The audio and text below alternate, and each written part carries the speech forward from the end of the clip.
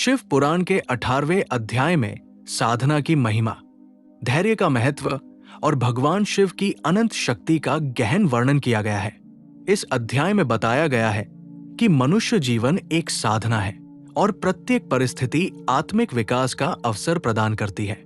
जो व्यक्ति धैर्य और विश्वास के साथ अपने मार्ग पर चलता है, वही अंततः सफलता और शांति प्राप्त करता है। इस अध्याय में साधना को केवल तप या जंगल में जाकर ध्यान करने तक सीमित नहीं माना गया है।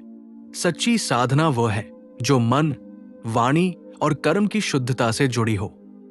जब व्यक्ति अपने विचारों को सकारात्मक बनाता है, वाणी को मधुर रखता है और कर्मों को धर्म के अनुसार करता है, तब उसका संपूर्ण जीवन ही साधना बन जाता है।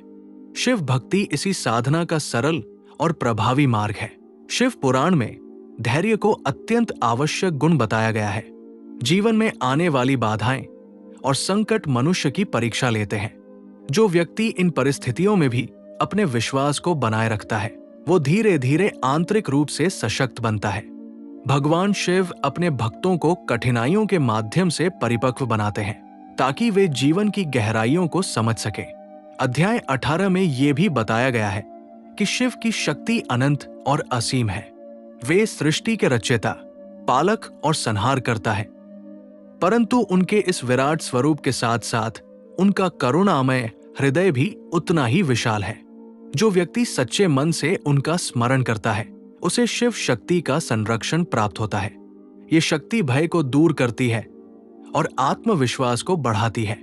इस अध्याय में आत्म संयम और विवेक की भी महिमा का वर्णन है।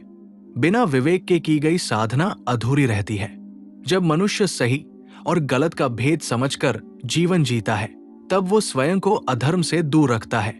शिव तत्व का अनुभव तभी संभव है जब मन शुद्ध और संतुलित हो। अंत में ये संदेश दिया गया है कि साधना, धैर्य और विश्वास का संगम ही जीवन को प्रकाशमय बनाता है।